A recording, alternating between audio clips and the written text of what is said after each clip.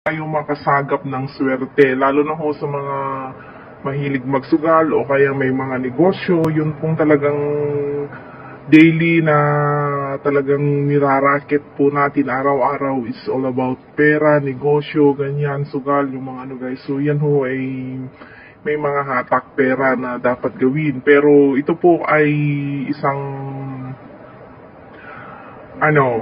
meron talaga siyang birtud na meron siyang kakaibang guys, basta gawin nyo siya ng may paniniwala at meron kayong talagang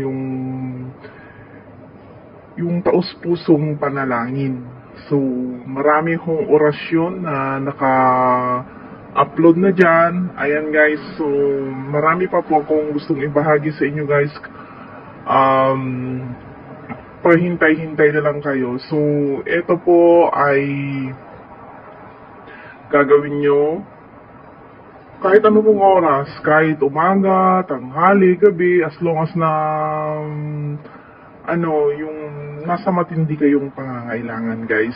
So, lahat naman ho tayo. So, ayan guys, malay mo, nag-comment ka lang sa isang mga promo o kaya nagsumali ka lang sa mga ganito.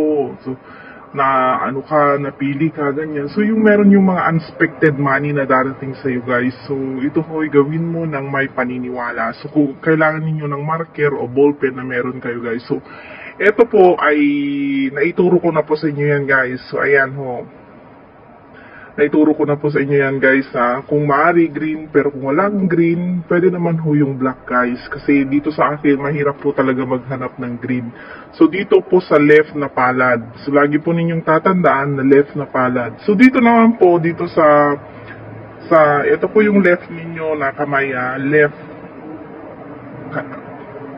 So dito naman po, dito sa gitna pong daliri natin, isulat po ninyo itong number na dito po. Pwede po dito sa taas, pero dito ko na po sinulat para maanuhan ho ninyo ng maayos. So, yan po, isulat po ninyo yung number na 889. So, meron siyang magical unexpected money. So, pag itong dalawa na to, tinandem mo, ayan guys, sinasabi ko sa inyo, kung kayo ay negosyante, kahit online seller kayo o kahit ano pa man guys, hindi kayo masisiro. Lalo na kung bumabanggit kayo ng mga orasyon, meron kayong mga magic spray, meron kayong mga tangan po, ay meron siyang talab na kakaiba. Kung minsan lamang ho, yan ho talaga ay hindi yung talagang instant na talagang meron siyang yung bigla. Huwag kasi pong mag-isip ng yung biglang yaman. Guys, para hindi ho tayo huwag mong hinihintay yung pera. Huwag mong hinihintay yung pera. Huwag mong hinihintay kung kailan darating, kung paano darating sa'yo. Huwag mong hintayin ng ganun. Hayaan mo siyang dumating ng unexpected. Ayan guys, so kung marunong kang bumanggit ng mga orasyon, kung meron kang mga tangan, yan po ay tatalab. Maraming paraan para yan ho ay tumalab sa inyo guys.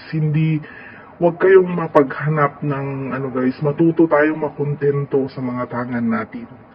So ayan guys, ang aking pong inumpisahang negosyo, nag-umpisa lang ho ako sa guys, napakaliit na halaga. Ayan, so hindi pa po dumarating yung unang in-order ko na guys, naubos na po ninyo lahat yung so napaikot-ikot hanggang sa nagkaroon na ho kami ng shipping. Bali 3 na po yung US namin, tapos sa mga ibang bansa, nagkaroon na din po kami lahat. So, ayan guys, talagang maging positibo lang kayo.